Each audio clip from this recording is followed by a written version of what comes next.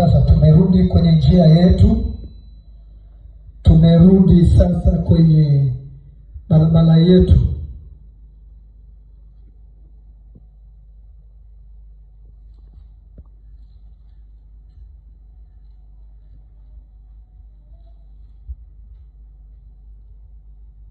Mtakeni Bwana na nguvu,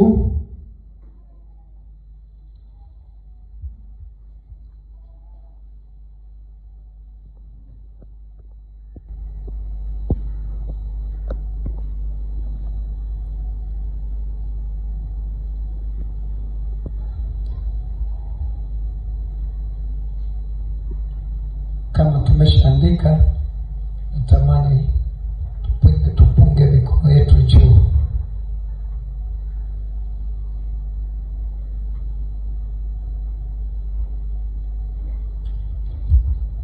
Kama wote tumeshafika, tumeshaandika, naomba tupunge mikono juu. Amen. Tunaendelea tena mbele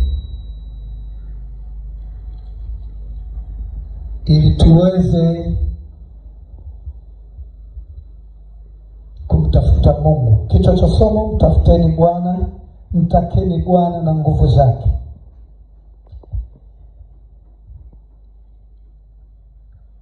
Kuna tofauti kati ya kumtaka Mungu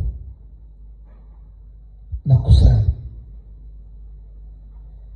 Kukusanyika kanisani ni sehemu ndogo sana ya kuonyesha kwamba unamtaka nani?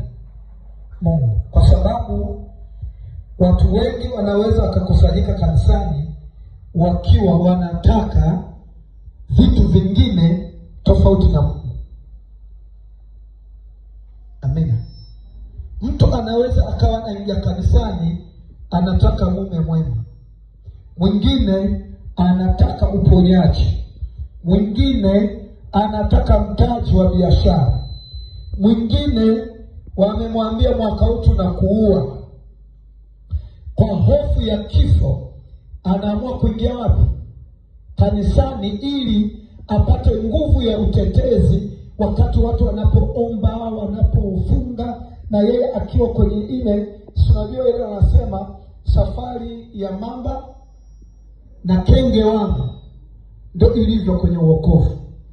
Kuna watu hawako kanisani kwa sababu wanamtaka Mungu na nguvu zao, ili wawe watu wanaomjua Mungu, wanaotembea na Mungu, wanaopata faida ya kuwa na Mungu.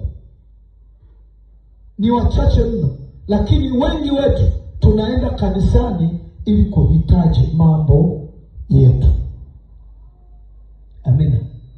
Tunahitaji mambo yetu. Sasa jioni ya leo tunaanza safari ya kumtaka Mungu na nguvu zake. Maana ukikosa uhusiano na Mungu umepoteza kila kitu.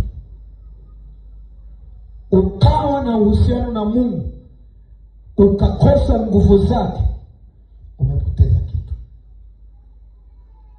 Amen. Najua hapo hujanielewa, unaweza kuwa unajiuliza maswali, lakini nitakufafanulia tunapoendelea.